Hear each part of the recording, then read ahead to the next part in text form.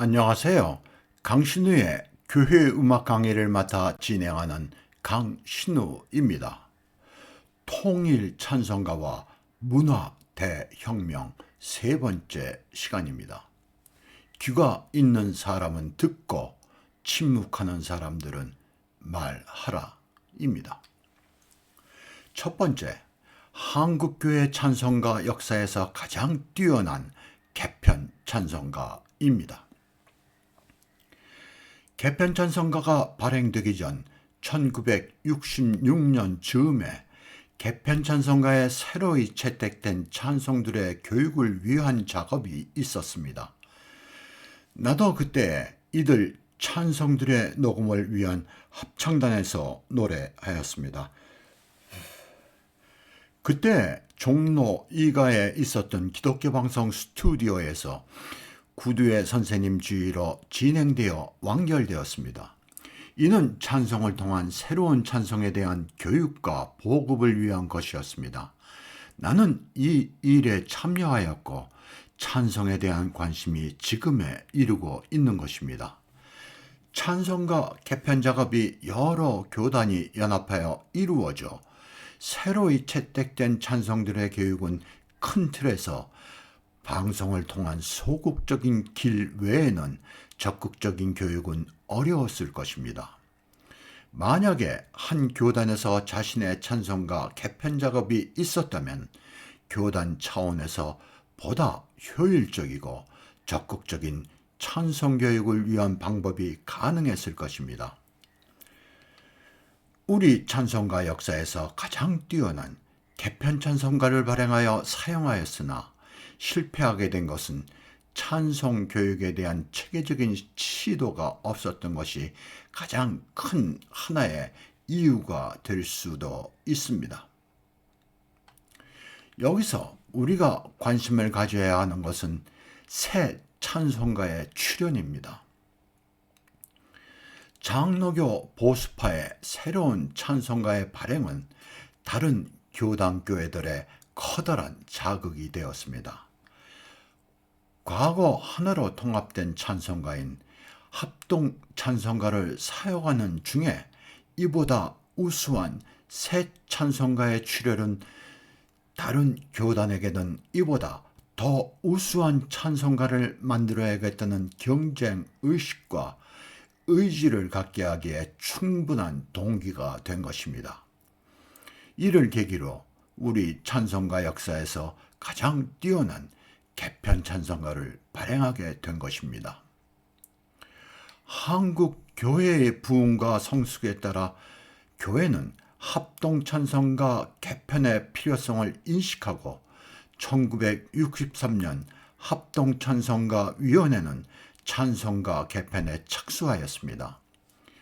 찬송가 위원회는 기독교 대한감리회, 기독교 대한성결교회, 대한예수교 장로회 통합, 한국기독교 장로회에서 파송된 각 5명씩의 위원과 기독교 연합 대표 1명을 포함한 21명의 위원과 기독교 서회 1명을 업소보로 하여 찬송가 개편을 시작하였습니다. 위원장에는 강신명, 관리위원장의 안광국, 음악위원장의 박태준, 가사위원장의 안신영을 선정하고 교동문 선정위원회는 김동수, 정진경을 선정하여 아래 8개의 원칙을 세우고 개편에 착수하였습니다. 첫 번째, 중첩된 것을 단일화한다. 이 이야기는 무슨 이야기냐면요. 합동찬송가는 과거에 신정찬송가, 신편찬송가, 부흥성가 세 개의 찬송가를 단순히 합쳐서 발행한 찬송가예요. 그래서 그 찬송가에는 같은 찬송인데 번역이 좀 다른 찬송이 여러 개 중첩되어 있었습니다. 2개가 중첩된 것은 많고 3개, 심지어 4개가 중첩이 된 찬송가도 있었어요. 이러한 찬송가들을 한 개로 단일화 한다는 이야기가 되겠습니다. 두 번째, 국가 민요 등의 가사를 재검토한다입니다. 합동찬송가에는 외국의 국가들이 몇 개 있었어요. 불란서 국가, 영국 국가, 독일 국가 이렇게 있었고요. 외국의 민요들도 많이 있었습니다. 외국의 민요 가운데 그 곡의 수준이나 가사가 수준이 얕은 것은 제외하거나 재검토했다고 했어요. 예를 들어서 민요가 이런 게 있었습니다. 그 나이가 드신 분들은 음악 시간에 배웠을 만한 그러한 미국 민요입니다. 올드 블랙조라는 곡이 있어요. 올드 블랙조. 그리고 수완이강이라는 그런 민요곡들도 있었습니다. 그리고 통일 찬송가에서 다시 가져온 그 애니놀이가 있습니다. 하늘 가는 밝은 길이 이 스코틀랜드 민요곡죠. 이런 것들을 많이 재검토하고 제외시켰어요. 네, 그 이야기가 되겠습니다. 세 번째, 종류별 편찬하는데 유의한다. 네 번째, 예배용 찬송을 보강한다. 다섯 번째, 특정 예배에 사용할 찬송을 보강한다. 이 네 번째하고 다섯 번째는 쉽게 얘기하면 새로운 찬송을 보강한다는 얘기예요. 새로운 찬송, 그러니까 표준 찬송을 얘기하는 것입니다. 네. 여섯 번째, 우리 찬송 가사와 곡절을 보강한다. 개편 찬송가는 최초로 우리 찬송가를 채택한 찬송가예요. 그래서 이때 27개의 우리 찬송이 보강되었습니다. 교동문을 보충한다. 여덟 번째, 가사를 모두 검토한다. 네, 이 부분이 또 중요한 부분인데요.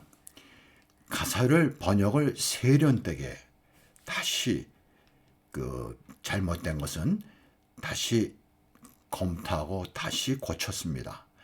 그리고 그 가운데 하나가 과거에 한자어로 된 말들을 요즘 말로 고쳤어요.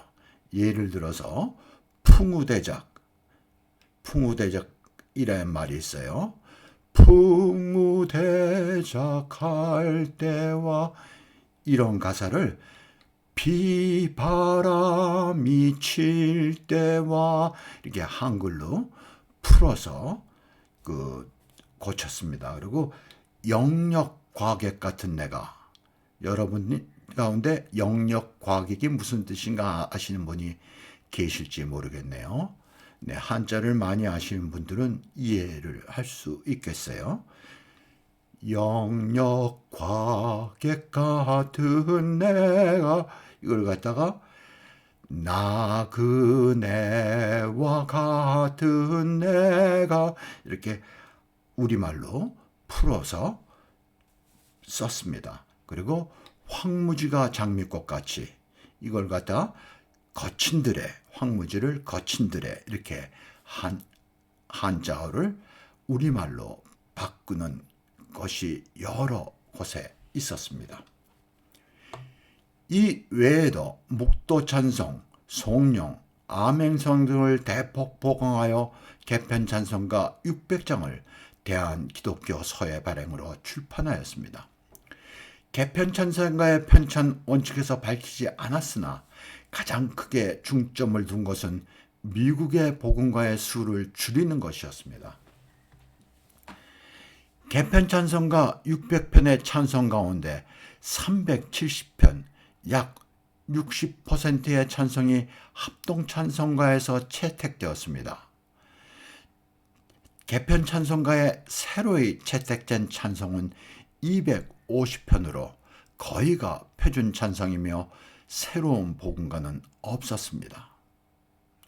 이는 우리 찬송가 역사에서 미국의 복음가의 문제점을 인식하고 의지를 가지고 그 수를 줄인 최초의 찬송가인 것입니다.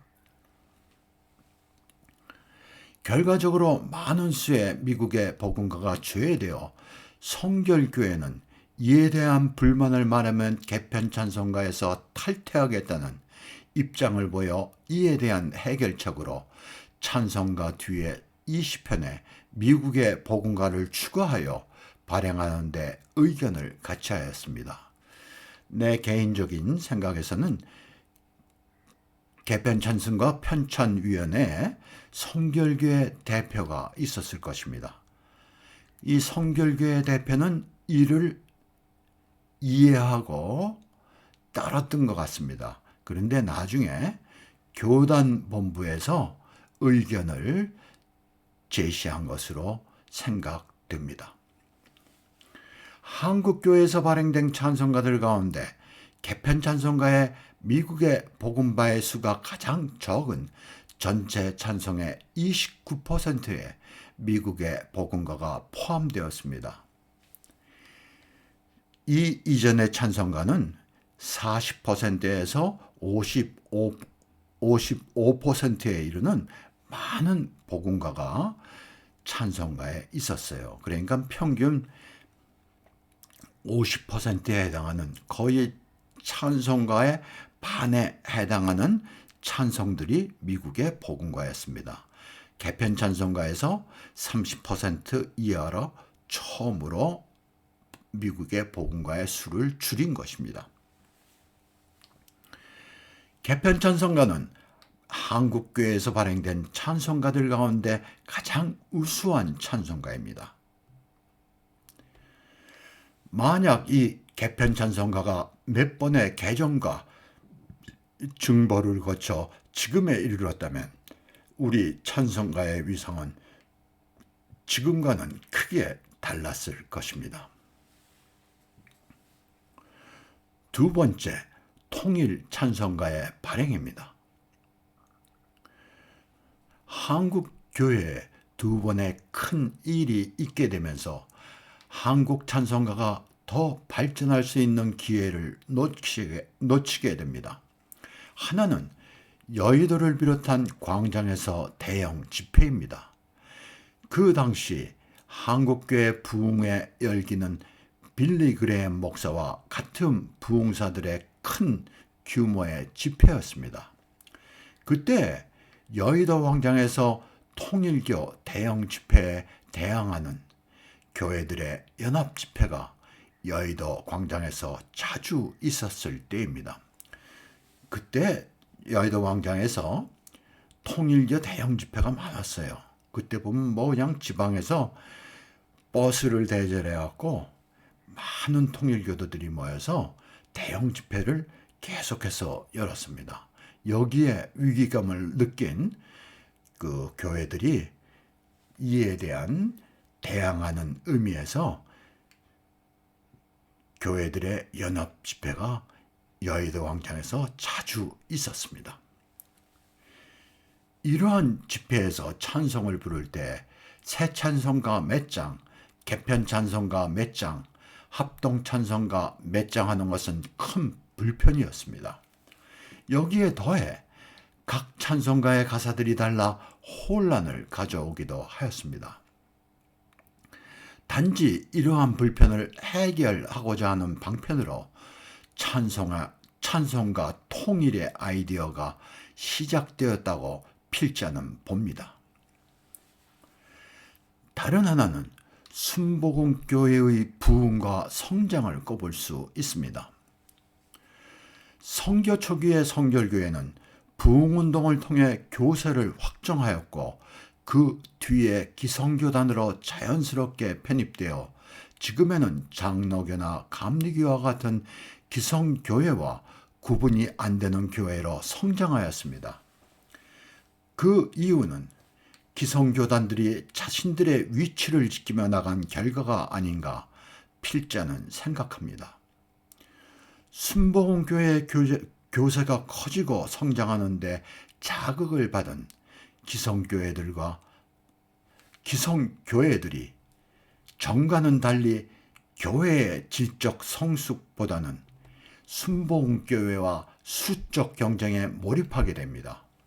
대부분의 한국교회는 신자의 수를 늘리는 데 집중하면서 일부 기성교회들도 순복음교회와 같이 대형교회로 성장하면서 교회 문화와 전통 그리고 내용과 발전을 포기하는 지경에 이르게 됩니다. 이 시기에 여의도 집회는 물론 교회들도 많은 부흥 집회가 있었어요. 성결교회가 기성교회의 성향으로 변화한 과정과는 달리 오히려 기성교회 가운데 많은 교회가 집회 성향의 교회로 변질되어가는 길을 가게 됩니다. 여기서 찬송이라는 교회의 소중한 문화유산이 깊은 나락으로 함께 떨어지는 결과를 가져왔다는 것이 필자의 의견입니다.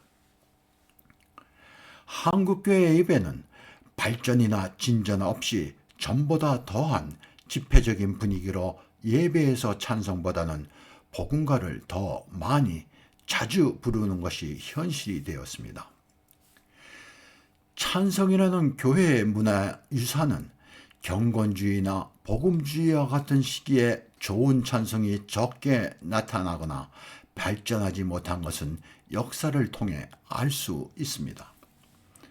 다행히 영국의 복음주의는 찰스 웨슬리라는 걸출한 찬송 저자가 있어 예외라 할 수 있습니다. 더 나아가 영국에서 복음주의 운동에 대항하는 운동 카운터 무브먼트인 옥스퍼드 운동이 교회 문화의 회복과 이를 강조하였던 계기가 있어 영국 교회는 교회 문화에서 균형을 잡을 수 있었습니다. 필자의 견해는 순복음교회는 한국교회의 성장이라는 동력을 제공하였으나 기성교단은 교회의 성숙이라는 내적 발전을 포기하고 순복음교회와 수적 경쟁에 뛰어들게 된 것이 현재 한국교회가 정체성의 혼란을 겪게 되는 원인을 제공하였다는 것입니다. 많은 교단교회 가운데 집회 형식의 예배를 드리는 대형교회가 많은 것은 그 이해가 되겠습니다. 최근 소식에 의하면 미국을 비롯한 많은 나라에서 집회 형식의 예배를 드리는 대형교회, 이런 대형교회를 메가처치라고 하죠. 대형교회들이 급격히 쇠락하고 있다는 것입니다. 이 대형교회 쇠락은 많은 스캔들이 있었죠. 많은 스캔들이 있었어요. 그래서 요즘 대형교회들이 쇠락하고 있습니다. 한편 영국에서 젊은 세대들이 교회를 찾는 수가 많아지고 있다고 합니다. 이들이 집회 형식의 대형교회가 아닌 교회 문화의 정점에 있는 영국 교회로 향하고 있다는 것입니다. 이러한 변화에 대한 우리 교회의 준비 역시 필요하겠다 생각됩니다. 통일찬송가 이전에 한국교회는 교파나 교단의 성격에 따라 각기 다른 찬송가를 사용하였습니다. 집회 형식의 예배를 드리는 순복음교회, 복음주의 성향의 침례교회는 합동찬송가를 사용하였습니다. 합동찬송가에는 많은 수의 복음가가 있고 그리고 초신자 같은 경우에 쉽게 접근할 수 있는 그런 찬송들이 많았습니다. 보수적인 성향의 교회인 장로교 합동가 고려파 총회에서는 새 찬송가를, 진보적이거나 중도 성향의 교회에서는 개편 찬송가를 사용하였습니다. 진보 성향의 교회라는 건 한국 기독교 장로회 같은 경우에는 그 신학적인 면에서도 굉장히 앞서가는 그런 느낌을 주는 교회입니다. 장로교 통합이나 감리교, 성결교회 같은 교회의 경우에는 중도 성향의 교회로 내가 평가한 것입니다. 이는 교회들의 성향에 맞게 찬송가를 사용하고 있음을 말합니다. 통일 찬송가를 발행한 가장 큰 동기는 여러 교회들이 모이는 대형 집회에서 단지 편리하게 찬송가를 사용하기 위한 것인데, 이 찬송가의 통일이 무슨 큰 신학적 의미가 있는 듯한 느낌을 받도록 그릇되게 이끌었습니다. 이제 야외에서의 대형 집회가 없어 더 이상 통일된 찬송가는 필요치 않은가 생각됩니다. 과거 장로교 보수 교단에서 합동 찬송가를 교회일치 운동, 에큐메니컬 운동의 하나라 하여 이 찬송가의 사용을 거부하고 새 찬송가를 발행하여 사용하였습니다. 그러나 합동 찬송가에 비해 더 큰 규모의 교회일치 운동인 통일 찬송가는 거부하지 않고 참여한 것은 아이러니라 하겠습니다. 통일 찬송가가 처음 발행하였을 때 어느 유명 신학교 신학교수는 교회 연합 운동이 활발한 기독교 국가들에서마저 이루지 못한 교회 연합 정신을 한국교회가 이뤄냈다는 글을 읽고 실소를 금할 길이 없었습니다. 이 교수님은 왜 그러면 외국 교회들이 찬송가 통일을 하지 않는지에 대한 의견은 말하지 않았습니다. 한국교회가 교회와 교파에 따라 찬송가, 새 찬송가, 개편 찬송가를 사용하고 있기 때문에 그 통일을 위하여 한국교계는 1974년 특별위원회를 구성하고 찬송가 통일 작업을 위한 연구를 시작하였습니다. 이 문장에는 굉장히 모순된 말이 있습니다. 한국교회가 교파에 따라서 합동 찬송가, 새 찬송가, 개편 찬송가를 사용하기 때문에 이건 의당 있어야 되는 그런 일인데, 이게 잘못된 것으로 인정하고 찬송가 통일 작업을 시작한다는 그런 모순된 말을 한 것입니다. 어려운 가운데 1981년 찬송가 공회를 구성하고 통일 찬송가 편찬원식을 합의하였습니다. 첫째, 개편 찬송가, 합동 찬송가와 새 찬송가를 하나의 찬송가로 편찬한다. 이 첫 번째 원칙은 찬송가와 신정 찬송가, 개편 찬송가를 제외된 모든 찬송가들이 이러한 형식으로 찬송가를 편집해서 편찬했습니다. 네, 그러니까 과거에 쓰던 찬송가를 하나의 찬송가로 묶어서 편찬한다는 그런 이야기죠. 여기에는 어떤 이야기가 밑에 깔려 있냐면 학문적인 차원에서 연구를 하지 않겠다는 이야기예요. 두 번째, 애창되고 있는 가사는 곡이 다르다 할지라도 수록하고 다른 한 곡이 여러 가사로 애창되고 있는 것도 수록하기로 한다. 이 얘기는 개편 찬송가에서 같은 찬송인데 다르게 번역된 것이 여러 개 중복되어 있다고 했죠. 이것을 다시 회복시키겠다는 이야기입니다. 번역 가사의 교정은 성경과 신학적인 관점에서 교정하되 이미 한국화되어 있는 가사는 가급적 교정을 피하도록 한다. 네 번째, 총 985장 중에서 사용 빈도수를 고려하여 500장에서 550장 이내로 엄선하여 편찬한다. 아주 가장 민주적인 방법 같아요. 얼른 보면 많이 불리고 좋아하는 찬송을 골라서 500장에서 550장 이내로 엄선해서 편찬한다는 그런 얘기가 되겠습니다. 다섯 번째, 교동문은 한글 개혁판 성경을 기준으로 하여 문장을 정리한다. 이 5개 원칙 가운데 논리적으로 맞지 않는 부분이 여러 군데 있죠. 위와 같은 원칙 아래 통일 찬송가는 세 찬송가를 합본하는 형식으로 찬송의 사용 빈도수에 중점을 두어 편집하였습니다. 5개 원칙 가운데 네 번째, 사용 빈도수를 고려한 것은 우리 찬송가에서 애창하는 찬송들을 말하는데, 이는 곧 미국의 오래된 복음가라 하겠습니다. 다음은 통일 찬송가에서 삭제된 표준 찬송들에 대한 객관적인 자료입니다.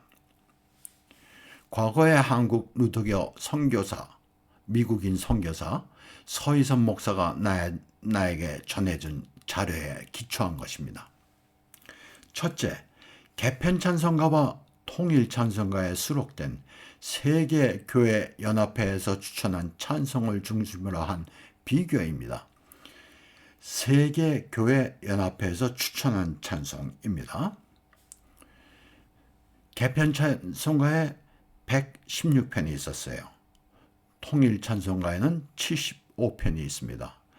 삭제된 찬송의 총수는 41편이 되겠습니다. 이 41편 모두가 표준 찬송이 되겠습니다. 두 번째, 미국 침례교 연합회에서 찬송 교육을 위해 추천한 찬송입니다. 미국 침례교회는 복음주의 교회죠. 그렇지만 이 연합회에서 찬송 교육을 위해서 추천한 찬송에는 복음가는 없습니다.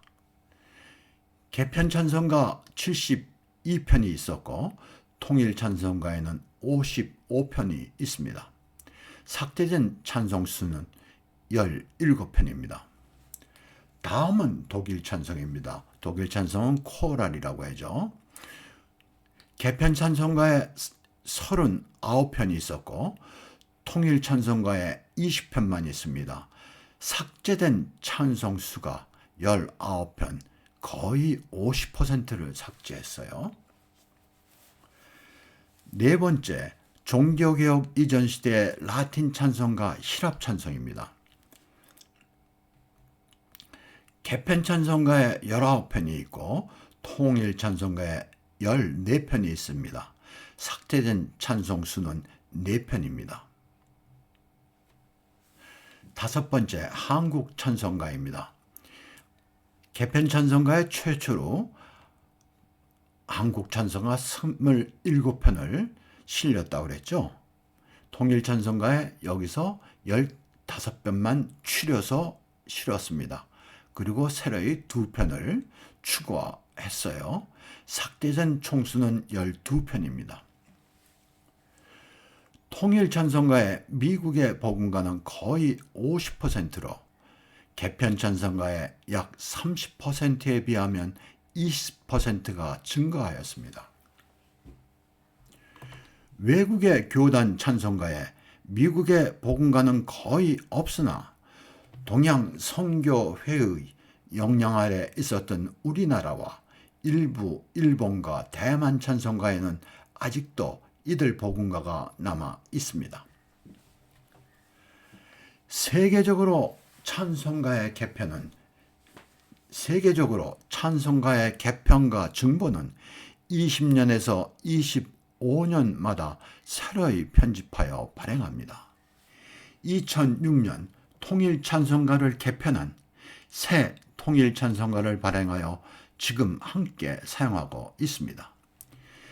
이 새 통일 찬송가가 발행되고 나서 아마도 많은 문제점이 있다 하여 일부 교회에서 사용을 거부하여 현재는 부득이 두 찬송가를 함께 사용하고 있습니다.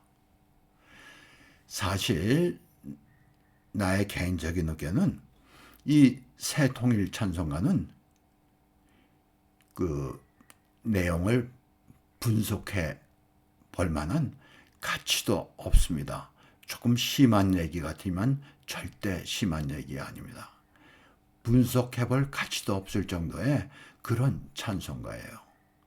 이 새로운 찬송가에 대한 내용보다는 하나의 여담으로 마무리하려 합니다.